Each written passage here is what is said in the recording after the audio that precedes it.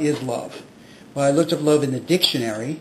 I won't read all these. Love is a strong, positive emotion of regard and affection, an object of warm affection or devotion, a great affection or liking for. I love French food. I love my work. The theater was her love. A beloved, she is my love. A deep feeling of sexual desire or attraction. To get pleasure from, I love cooking. I love eating. And she loves her husband deeply. So out of all those, the last one is what we consider love, is what love of a husband or love of a wife, which is a lot more complicated than just an emotion. Because obviously two people, a husband and wife, can't live together for all those years, for all that stuff, and it all just be an emotional love. There has to be something more to it. First, I'll just talk a little bit about love as a theological virtue. It is a virtue, and since it's a theological virtue, that means that it is a gift from God. I don't need that one anymore. Love is more than emotion and even more than an attitude. A scholastic definition of love says, to love someone is to will to that person what's good for that person and to provide that good if one is able. So it's will, it's a force of the will.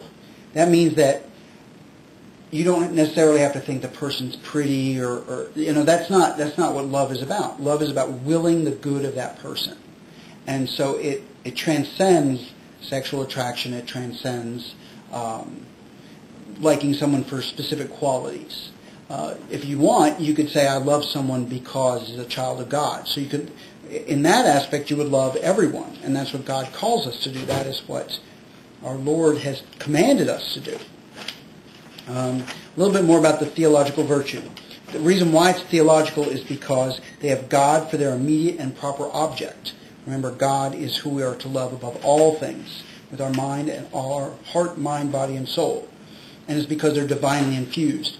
So that means that we cannot love God, we cannot love our neighbor properly without God giving us the gift of charity. So when we see these people, it's a very loving person, but there's natural virtues. And even these natural virtues, they flow from, it even says here in the Catechism, the human virtues are rooted in the theological virtues.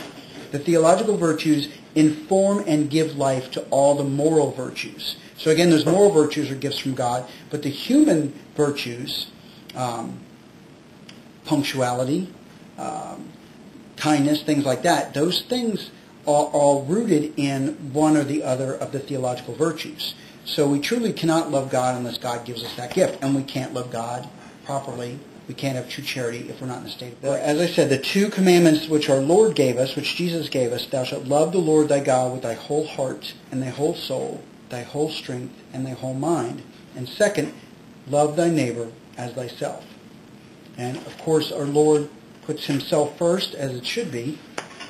I got a few things from Deus Caritas Est, which is God is love. It's an encyclical by our Holy Father, Pope Benedict. Today, the term love has become one of the most frequently used and misused of words, a word to which we attach quite different meanings, which I showed you from the dictionary.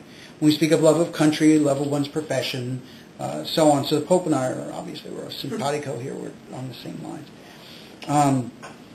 Now, there are three Greek words for love. Well, of the three Greek words for love, there are some other more arbitrary words. There's eros, philia, and agape. Eros is what probably the majority of the secular world thinks of as love. It's the passion love. Philia, that's where the word actually philosophy comes from. So it's actually a love of knowledge, a love of something. And in this, if you take just the word philia, it's the love of friendship. It doesn't mean I love friendship. It means that kind of love. Like a love you have for a good friend, not Facebook friend, but a real friend, is the love of friendship, is philia. And then there's the self-sacrificial love, agape. And that is what our Lord calls us to in all cases. Now, I was thinking about this when I was in adoration today, and I think that's truly what love is. Think about that. I remember this priest giving this talk about love, God's love, and he was telling this little kid. The kid was like 5 or 6 years old. And the kid had a dog, and the kid loved his dog, and he said, "Well, do you love your dog?" And the kid's like, "Yeah, I do." He goes, "Well, do you love your dog enough to become a dog?" And the kid had to really think about that for a while. I was like, well, yeah, maybe, yeah. And then he goes, "Oh, well, do you love your dog enough to become a dog biscuit?"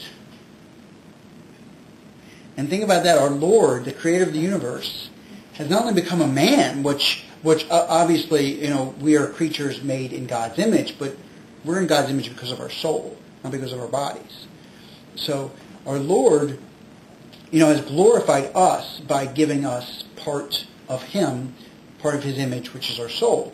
But to become man it's an infinite humiliation, infinite, from God to become a creature. But then for God to become our food, to become the Blessed Sacrament, to become something that's been abused for 2,000 years, irreverence, sacrilegious communions, dropping, stealing, they're just abominations that were done, especially during like the French Revolution. They purposely would do things.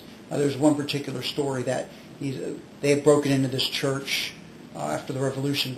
They stole the tabernacle, and they took the communion hosts, and they were stabbing them with knives. And obviously purposely with the intent of being sacrilegious. And actually it was an interesting story. The reason I read that was because it was in a book on Eucharistic miracles. And the host started bleeding.